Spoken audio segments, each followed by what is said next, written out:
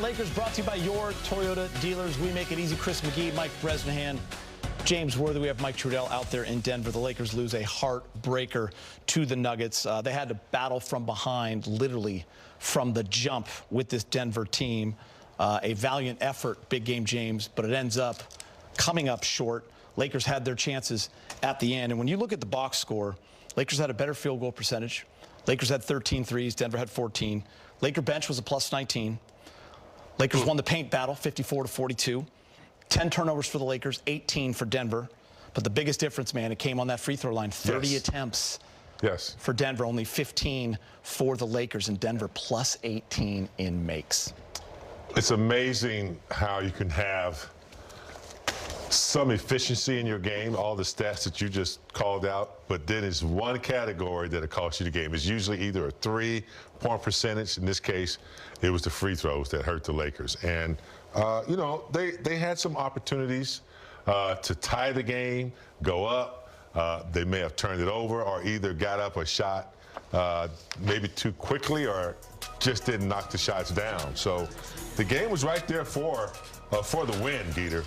I thought the Lakers played tough basketball, but they just could not stop the execution of one, Jokic, and the other was Murray. And, you know, it's just one of those games of execution down the stretch where the team that has the most valuable player, one of them, gets the job done. I thought Rui did good, hit some big shots down the stretch, but it was a game that we could have won. We just couldn't pull it off, Brez.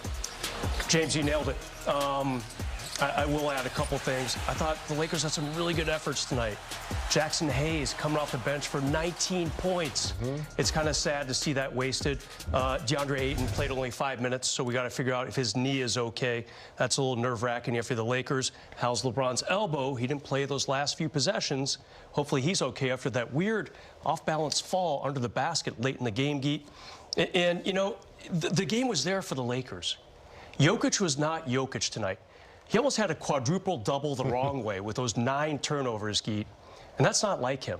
So I feel like the Lakers are right there. Jamal Murray, kind of like when they played a couple months ago, really good first half, and they kind of cooled down a little bit in that second half. He only had 2 in the fourth, and that was late on those free throws. Yeah, so, you know, super close. There's the Lakers, this is a game that it's going to irritate them. You know, just so many things. The weird inbounds play at the end of the first half, and James, we looked at it a couple times. It's like, that was a steal. That should have been a Laker bucket with like 2 seconds left in the second quarter. The Luka odd technical foul. I thought that was a little quick. I thought that was a little odd, too. Yeah, he's up to 15 now. Now, some good precedents there. Back in 2011, Kobe got whistled for his 15th technical foul, got it rescinded. So it can happen that these things do get taken back. Luka doesn't want one more tech. If it's not rescinded, he's suspended for a game if that happens, Geet. It was one of those games, and Stu called it a weird game while we were watching. Yeah. But interestingly enough, the three of us felt like the Lakers were going to win that game in the final few minutes. You just saw where this game was trending. You saw the way the Lakers were playing, but just never got the breaks. Down 11-0 to start the game. Every time they get to 5 or 7, it's back up to 11 or 12. You get the Luka technical. I've watched it a couple times. I can't see it. The steal at the end of the half to get it to 8. Didn't count. We're going to show you that in the highlight. I thought Luka had a nice tip in when the Lakers were on a run. That was called an offensive goaltending. They reviewed it. I don't know how they came up with that. It was really close, but just nothing going their way. And then there they were at the end with shots to either tie or take the lead. They had their chances. It's a really tough game because if you're a Laker fan, you're really happy with that your team didn't fold up the tent, that they completely battled back. That game could have gotten away a couple of different times, but, you know, losses don't feel good, big game, especially one in the standings like this. You're a half game out going into this one with Denver. Now it's 1-1, and that is a big one on the 14th because that is the tiebreaker in case these teams are tied after 82. There are a lot of things you can't control, but some things you can, and I thought the Lakers, you know, played well enough to win this game. This is going to hurt because now they have a back-to-back game tomorrow, and you needed to come out and, you know, they were right there, Dieter. Just some tough execution. Down the stretch, couldn't make the shots when they needed it, and Denver was able to, you know, add to their lead down the stretch. And it was a frustrating game. Frustrating calls. That one at halftime, we thought we had to steal. That one, the goaltending, as you mentioned, looked good. it was just, you know, you got to play through that. Still had a chance to win the game, but just couldn't pull it off. It was difficult. James, I know it's out there that the Lakers are not doing well against teams over 500. They have a lot of big games coming up. We talked about this on the pregame show. Over the next couple weeks, they play Denver twice, Houston twice, Minnesota and New York, one apiece. I feel like this is a solid step. You know, they played well on the road against a really good team. You lose your starting center 5 minutes into the game, Geet. That's not going to help you. You know, you got to throw out your game plan involving DeAndre Ayton at that point.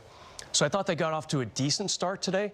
Just could not salt away that win, and that's all that matters right now. No one cares about moral W's. Yeah, because if they play this way, you know, for the rest of the season, this is a pretty good model. There's a template. They'll hit some free throws, they'll hit some shots, but they have to come out and play as hard as they did and execute. Have guys like Rui. I still want to see Austin Reeves with the ball. Sometimes down the stretch, and they did give it to him a couple times, and he was successful. So they're learning how to, you know, put, you know, a formula together to win. They just got to push through it and get a win. Yeah, Lakers had that one chance to tie when AR went to the rack. It was a 2-on-1. It was actually good defense by Murray, not allowing him to throw that lob, and it's a hard foul in and out on that second free throw to tie. Jokic goes down, gets the bucket. Now you're down 3. Lakers had a couple looks, unable to make it. So it's a game of inches. I know we've heard that a million times any given Sunday. Real tough. Luka, 27 points. For as aggressive as he plays, and he didn't score in the fourth, only 4 free throw attempts. Austin Reeves, for as aggressive as he plays, only 4 free throw attempts. And LeBron James, only 2. So just not their night getting to the line. But they were attacking just like they always do. It was just one of those nights, Brez. Yeah, those are great stats right there. And you wonder if maybe the fact that Austin Reeves is now 1 technical foul away from being suspended. Sorry, Luka. 1 technical foul away from being suspended. You have to wonder if maybe he's kind of being a little quieter. You know, not yelling when he does get fouled, which, by the way, most NBA stars do. You know, Anthony Davis had that, Can I say something? No, Sure. I watched Jokic do it a lot tonight. Yeah. Animation after calls that didn't go their way. And listen, he's a 3-time MVP, but I didn't see any technicals, and I did not see Luka do that. Yeah, and the one that he did pick it's up, a little unfair to me. I'm just saying. Yeah, the one tech that he did pick up, we're a little puzzled by that. I wonder if the Lakers will send a pool reporter. If you want to talk to the ref, you nominate one of the beat writers to go talk to him or her, the head ref, and then that reporter interviews them and comes back to the other reporters. Maybe they'll ask about that tech and the out-of-bounds play. Yeah. I don't know. I'm no longer a beat writer, but that's what I would have done back in the day when I was at the LA Times. Yeah. I'd like to be the pool reporter and go ask the refs a couple questions. And the NBA has to furnish the head referee after a game like this to answer some questions. It's not like a 40-minute Q&A, but you have to answer a few basic. I remember when Kobe was getting close to that mark, and he went a long time without getting one. Couple times. It is a story, though, and now everyone's going to talk about it every single game, because if he gets one, then he misses a game, and he's too valuable. I mean, he's an MVP candidate. Yeah. So it's just unfortunate. I think referees are used to Luka. You know, he likes to get the calls, and he likes to, and I think that was a very quick technical that was called, and I think it should be rescinded. I didn't see it. I didn't see him say anything like in particular. So, yeah, you got to be careful though. But I think, like you said, Brad, you know more about this than I do. If they can get a writer or somebody to the league or to rescind it, because one more and it's going to hurt the team. Yeah, but I don't want to change the way he plays. He plays with passion. He plays with fire. He's competitive. Don't want to change the way he plays. You just got to maybe not. It's got to be careful. Say much. Well, there's 6 weeks left in the regular season, so it's like he's got to be cautious. Kobe did it 3 different times. He got up to the 14 and 15 level, and all 3 times he made it through the rest of the season. Now, it was never this early in the season for Kobe. His was always last week, last 2 weeks. He'd get up to that 15. This is 6 weeks, Skeet, until the season ends. Yeah. So if that tech is not rescinded, Luka's in danger. Picked up one more, you're suspended. And then every 2 technicals after that, you miss another regular season game. So got to be careful. Yeah, 20 games left here in the regular season, and Lakers now a game and a half behind Denver as they sit in that 6th spot. Time to hear from Coach J.J. Redick, brought to you by your Toyota dealers. I think it was 11-0, right, JJ, to start the game. What's the challenge of kind of constantly having to climb a mountain? And I think end up three or four times you close it down to getting close within a couple points. But what's the challenge there when you fall down that much to start a game? Yeah, I didn't think we started the game, didn't start the first possession I mean, we talked about, you know, the sense of urgency, the importance of this game, pregame. Talked about our physicality. Took us a little bit of time to do that. And it's difficult against good teams to spot them. It was 15-2, so it was actually 13 points.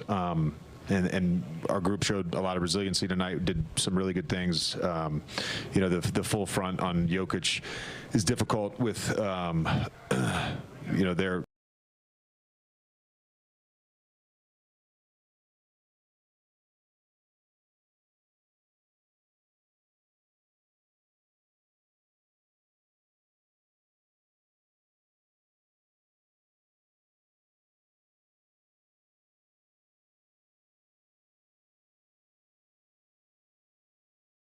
And obviously, I think he leaves after 4 minutes or so, and obviously doesn't return. I didn't. I think it's just left knee soreness or whatever knee's been bothering him. It was right knee before the All-Star break, but it's left knee. Is it? It's left knee now. Left knee now. It's left knee. Okay. Yeah. How about LeBron? It looked like his left elbow. Yeah, I was think he fell on it. You know, it was bothering him enough that he didn't feel comfortable doing the inbound pass when we, you know, called timeout. They're down 7 or 5, whatever we were down. So, you know, we put Luke in for him. He's got ice on it right now. We get it looked at. Marcus hit the big 3 against the Pelicans. He got a couple good looks late here. If you just speak to him, you know, being in that spot and ready to take it even if it misses. Yeah, we got good looks. You know, he's hit some big ones for us. He hit some big ones throughout the game. You know, I think you look at sort of the stats of this game. We were able to generate some turnovers. We were able to get out and transition off of some of those turnovers, off of some misses. You know, I think the two things that sort of, like, if you look at the aggregate of the game, obviously the start was detrimental to our team, but we missed four layups plus a follow dunk, so that's 5 layups in the second half. And you know, I thought the refs were very consistent. I don't think that, you know, we necessarily got fouled or not fouled, and we weren't fouling or not fouling, but, you know, you lose free throws essentially by 14 because we were fouling at the end. The free throws by 14 and then the missed layups. That's really what hurt us. JJ, pregame, you said Luka had been aware about kind of his technical situation. Did you get any feedback from the officials on what happened on that play with the tag? I didn't. Yeah. The Jackson sort of energy without Ayton. We know what Luka can do with, like, rim running centers. What did you think of Jackson tonight? And I guess moving forwards, if DeAndre is unable to go, how confident are you in Jackson as maybe being the main guy for a little bit? Well, very confident. I thought he was terrific tonight. You know, he played basically 28 minutes, and you know, that was a lot for him. You know, I think there's not having Maxey tonight actually really hurt us, particularly with DA out. So, but Jackson, you know, I definitely have confidence in him. Coach, can you speak on LeBron's night? You know, he has the record-setting night, but can you kind of talk about the overall impact he had on the game, you know, with his rebounds, his defense, and the assists? Just talk about how he's still an overall player all around. Sure. You know, he has a lot of records and has accumulated a lot of assists and rebounds and steals and blocks in his career. He's been a complete player for, you know, 23 years. Still remarkable how dynamic he is in transition. And I thought, you know, the plays in the second half where he was able to catch it in the pocket and find Jackson. You know, he had some spray out, paint touch threes that were generated from him getting in the paint. So just you know, he's just a phenomenal basketball player. Rui had a pretty good shooting night tonight. What did you see from Rui and kind of I think he was 4 for 5 from 3 tonight as well? Yeah, you know, we played small ball and spread them out a little bit by necessity because of DA being out, and that got him some good looks. And I think he felt like in a pretty good rhythm tonight. It was good to see. Thanks, Coach. Thank you.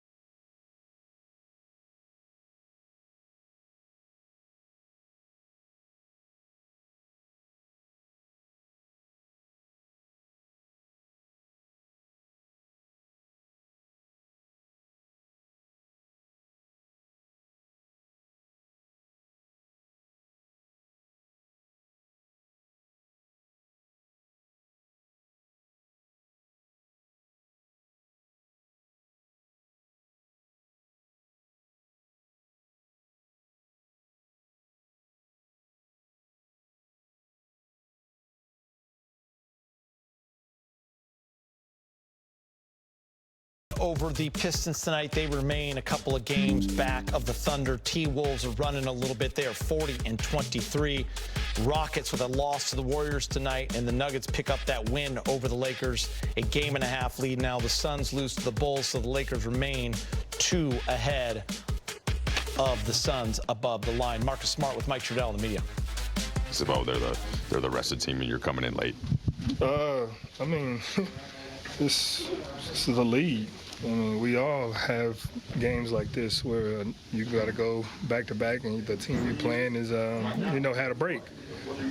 So it's unfortunate that we're the team that is coming off the back to back, and we don't get a break, but it's part of it. I mean, I don't see anything for me to be worried about other than we just got to go play. We can't worry about being tired. No one's going to save us. No one's going to care. No one's going to feel sorry for us. So we got to go out there and, make our minds up to do it. And we're not saying we're going to go out there and win the game, but we got to go out there and give ourselves a chance to win the game. We can't, and that's all you can ask for. Things happen, variables happen that you can't control. But, if we go out there and give ourselves a chance to win down the stretch or play the right way to where we give ourselves a chance to win, that's all I can ask for. And we'll do our best to make sure that it happens. No. Did you get a feel for DeAndre's spirits after his early exit? Yeah, he's down. I mean, it was for him, it sucked for him not to be out there and to go. He tried to go, and it just didn't feel right for him. It sucks. We definitely could have used him. I know, as of lately, he's been getting a lot of backlash for his effort in play. He understands it. I know it might not seem like it, but he does. And he wants to do good, and he wants to help his team. And I think that's what's more frustrating for him because he's trying, but it just, the way he's trying, it isn't working. And he's still trying to figure it out. But he definitely was down tonight. He just actually left talking to me, saying how he wished he could have been out there and how he sorry he was. But, he can't control that he, couldn't go and didn't feel it. So, hopefully next game he's ready to go and we can use him. Not sure if you felt like this in Boston, but have you noticed, a team like Indiana hasn't been playing well, but something about the purple and gold and kind of coming into that building where you feel like they're gonna play a little harder, you're gonna get a better effort. Have you felt like that's been a thing from a Lakers standpoint? For sure. I mean, it don't matter who you play, it don't matter what their stats say, it don't matter none of that. When they come and play the purple and gold, you better be ready for everyone's best game. And I mean their best game, because if you can't get up to play the Lakers, then I don't know what to tell you, and everybody is ready to get up to play the Lakers. Thanks, Marcus. Thank you, guys. Appreciate it. Thanks, Marcus. All right, that's Marcus Smart right there. Big game. You're going to do a little Access 360 on Jokic in the fourth quarter. Yeah. Regardless, if he didn't have his typical dominant game, I think he turned it over how many times? Nine times. Not your dominant game. Still had a good game. Triple-double, I think he still had. But there's a reason why you want him down the stretch, Skeeter, because he's a playmaker, good decision maker. You're going to see here down the stretch in the fourth quarter, Jokic with the ball. Now, all he's doing now is surveying where the defense is. And when he makes his move into the paint, you're going to notice 3 Lakers come to his area right there. There's 3, and you got 2 shooters just spotting up with no resistance, waiting to knock it down. And they hit how many? 18 threes tonight?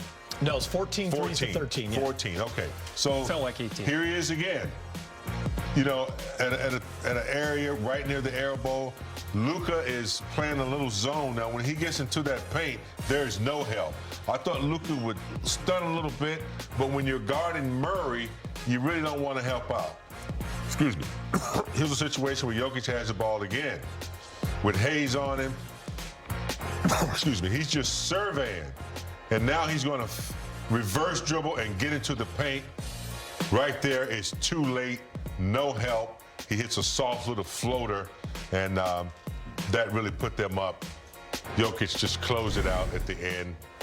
He's just a dynamic player. It's really hard to defend him. He's such a great passer, so the minute you come to help, he's going to find the open guy. And if you don't help, he can score. And one thing we know, Brez, playing this Nuggets team, many times in big games over the years, and you know Murray is going to get his, and he's going to be a part of it. The ball's going through Jokic. Yeah, and this team, you know, in crunch time in the fourth quarter, they've been there before.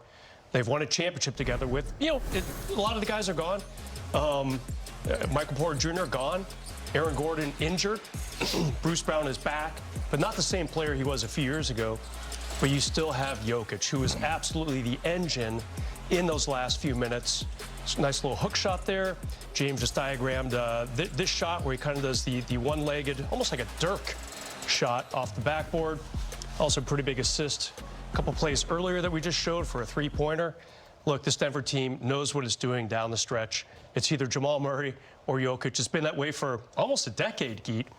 And it bore fruit with that one championship. And it range game, very impressed. And after the final buzzer, head back to the studio for post-game reaction, highlights, and interviews. When you got the size advantage and the skill advantage, you take over, and that's what he did tonight. Access Sportsnet Lakers, pre- and post-game coverage on Spectrum Sportsnet.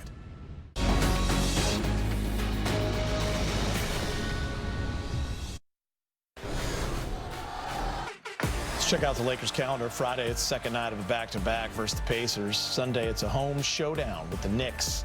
Next week, the Lakers play host to the T-Wolves Bulls and another matchup with the Nuggets next Saturday at 5:30 on ABC. Jackson Hayes with the media.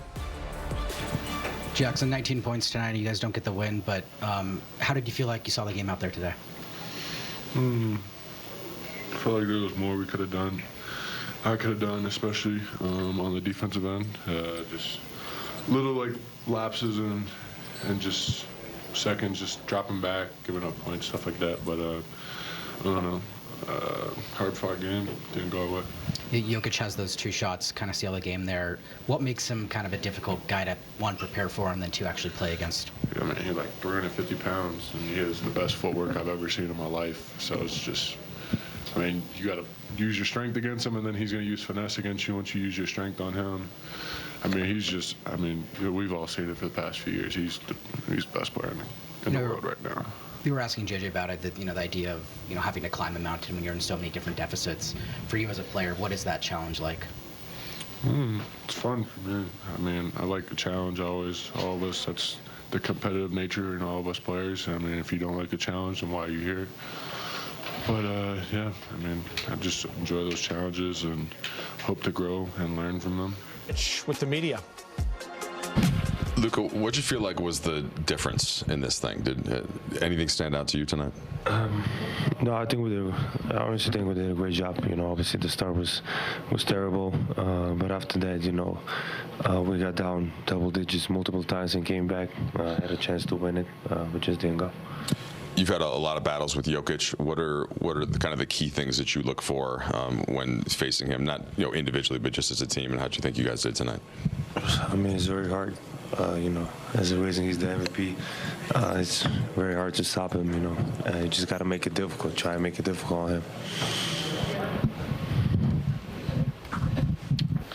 Luka, you picked up your 15th sack of the season. What was the feedback from the referees during that play? And did they explain like why they teed you up in that moment? Yeah, just because I yelled it, I guess that's what he said. But I heard 3 other players saying the exact same sentence and didn't get attacked. And that's my problem. You know, I was trying not to talk at all. It's the first thing I said, no warning or nothing.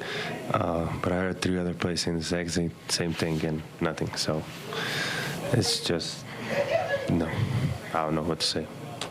Obviously, this is the 15th, but in previous seasons, you've gotten to 15 and not gotten the 1-game suspension that comes with 16. I guess what for you needs to happen just to avoid that, or avoid it like you've done in previous seasons? Don't get another tech. Are you committing that you won't? We'll see. Can't predict the future. What do you think of the way you guys were able to battle back, you know, down double digits in the fourth, and you made it 1 point or 1 possession game, I should say? Yeah, that's what I say. You know, we're just fighting till the end. Like I said, we got down multiple times in double digits, but we managed to fight back. So, you know, obviously we didn't win it. I think we have 1 or 2 shots to tie it. It didn't go in. I think they were good looks. So just that. All right, tomorrow night, it's the Indiana Pacers at 7:30. Pregame at 6:30 for Big Game. For the Professor, Mike, I'm Chris McGee. Thanks for watching so long. Spring break for Brett. Spring break.